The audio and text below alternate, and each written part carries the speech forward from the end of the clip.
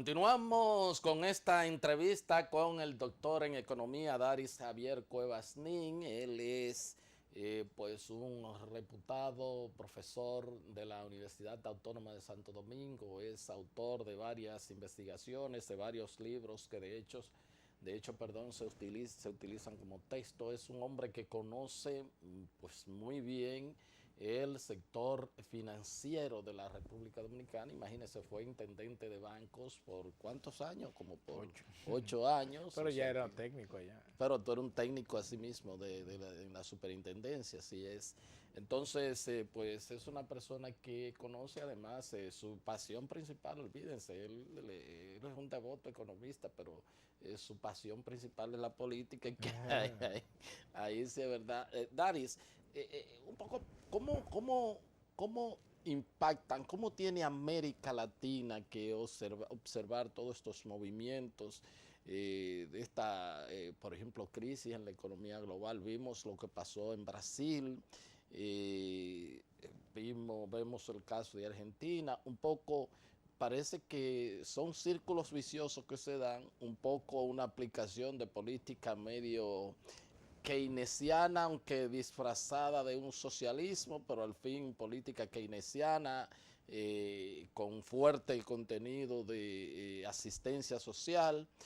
Sin embargo, cuando llega la crisis, entonces llega nuevamente el neoliberalismo con la expresión de el Temer en Brasil, la expresión de Macri en pues Argentina, y entonces vemos los movimientos de protestas nuevamente porque se aplican las políticas monetaristas de todo este tipo de recortes a la asistencia social, y vemos como que eso, uno que le ha dado seguimiento, que está involucrado, que eso insisto, es un círculo vicioso, eso así es que tú lo ves. Sí, efectivamente la preocupación es en América Latina. Y la preocupación se profundiza más porque la economía principal de América Latina es la economía de Brasil.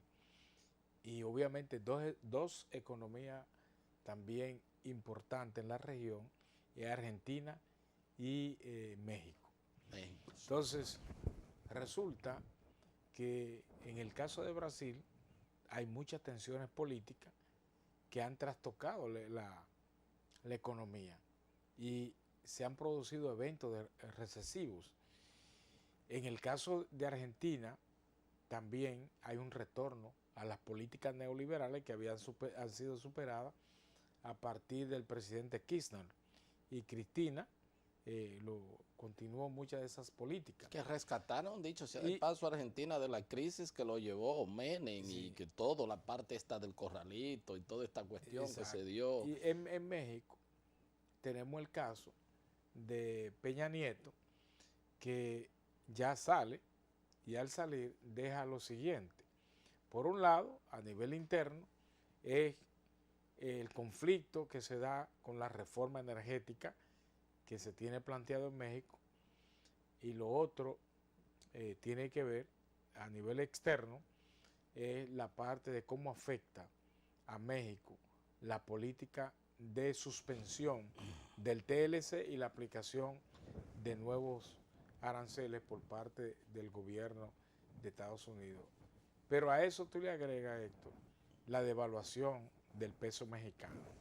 Entonces, si tú tomas tres economías importantes de la región, cómo están transitando, y situaciones graves que se han dado, por ejemplo, en Honduras, en Guatemala, y digamos también, no se puede ocultar, en Venezuela, entonces tú tienes una región como que va retornando convulsa a convulsiones que habían superado. La región tuvo la oportunidad o gozó de una estabilidad macroeconómica, política y social, que ahí es que se incluyen las políticas sociales en los primeros 10 años de la década del siglo XX, de 21, de este presente siglo. Entonces, Ahí Yo viene... creo que ahí influyó algo que tú pues mencionaste muy bien en el primer segmento. Eso coincidió también con todo ese incremento y con todos esos altos precios de los Claro, claro, commodities y claro. de los precios del petróleo, de la Exacto. materia prima y de todo eso que impactó muy positivamente en las economías Exacto. Entonces, latinoamericanas. mira, dos elementos que se dan en eso. Primero, una década de estabilidad con crecimiento y estabilidad en lo político y en lo social. Se eliminan los gobiernos dictatoriales y encima de eso se asumen como responsabilidad de Estado la impulsión de políticas sociales, encabezado por Brasil. Por eso es que Lula dice, yo no sabía que sacar tanta gente de la pobreza me iba a llevar a la cárcel o me iba a cuestionar. Está el caso de Argentina, que se asumen políticas sociales y de repente Macri llega con políticas neoliberales.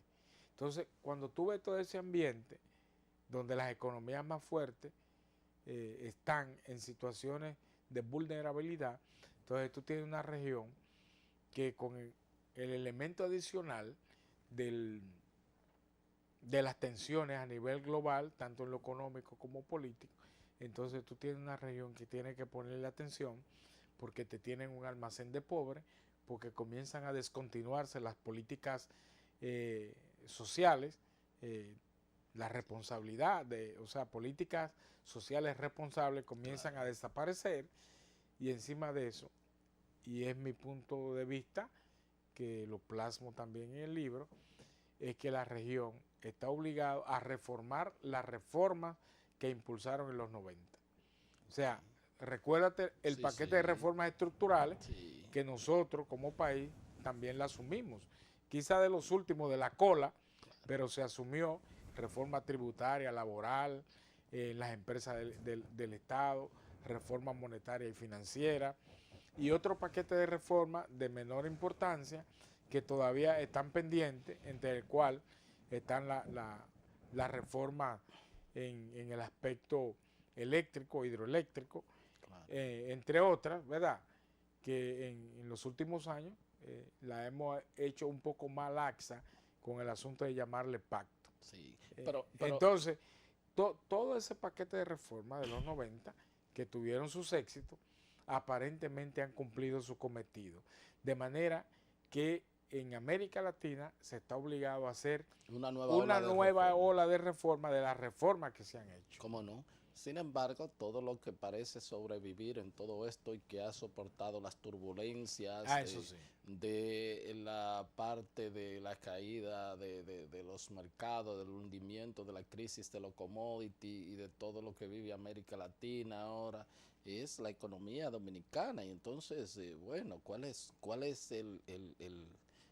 el key del asunto? De que pese a todo esto la economía dominicana, salvo que lo que le critican es la parte esta un poco de si hay un alto endeudamiento, pero mientras tanto se mantiene un robusto crecimiento en muchas oportunidades por encima de su potencial. Otra de las críticas que se hacen es que hay una distribución asimétrica de esa riqueza, pero sigue el crecimiento y sigue la estabilidad macroeconómica. Sí. ¿Cuál es la gracia? Mira, en relación a la economía de la República Dominicana, mi visión es que gradualmente ya el país también va a tener que ir transitando hacia reformas de esas reformas. No tan rápido, a una velocidad tan rápida como la que te visualicé para la región en sentido general, porque República Dominicana logró consensuar reformas importantes. Hay reformas, por ejemplo, que se plantean que hay que repensarla, por ejemplo, en el mercado laboral. El problema del mercado laboral, la economía laboral, es que en la economía laboral, si tú vas a plantearte una reforma, tiene que ser para mejorar las condiciones del trabajador, no para quitarle conquista que se ha tenido. Y lo que se ha planteado es romperle conquista al trabajador. En el sector financiero, pienso que hasta ahora hemos estado bien, sin embargo se pueden incorporar elementos de fortalecimiento. Porque aquí se aprovechó lamentablemente una situación que no hay nada tan malo que algo bueno no tenga, como el asunto de la crisis bancaria y financiera en el 2003, para también pues establecer una serie de reformas y de medidas el sector financiero que lideraron el sector regulador, en lo cual pues tú entraste en esa parte ya. exacto. Entonces, el sector financiero, si bien es cierto que tenemos fortaleza, estabilidad, yo pienso que hay otros elementos también que se pueden incorporar para darle mayor consolidación a eso. Por ejemplo, yo entiendo que en una reforma a la ley monetaria y financiera debe incorporarse el derecho penal bancario, que no está tan estricto. Pienso que el perímetro de la regulación hay que ampliarlo ya un poquito más para hablar de las cooperativas que en los últimos tiempos las autoridades monetarias encabezadas por el Banco Central han ido tratando parcialmente, y así el fortalecimiento de algunas entidades aisladas del propio sector financiero requieren algunos elementos importantes. Fíjate que ya también en la nueva constitución del 2010, en la nueva constitución del 2010, hay algunos aspectos de actuaciones particular de la Junta Monetaria que tienen jerarquía constitucional, que en el pasado no existía. Y eso es importante, eso hay que preservarlo, fortalecerlo. En cuanto a la política fiscal, hemos hablado en los últimos tiempos de una reforma integral. Se cuestiona si la tasa de tributación, la presión tributaria, es la más adecuada con un 14%. Y lo que tú visualizas es qué te incorpora o hacia dónde tú puedes ampliar una reforma fiscal que no afecte a los sectores más vulnerables. Y mucha gente han planteado con racionalidad que hay que comenzar por el desmonte, por ejemplo, del gasto tributario o las exenciones, bajarlo un poco, reducirlo gradualmente.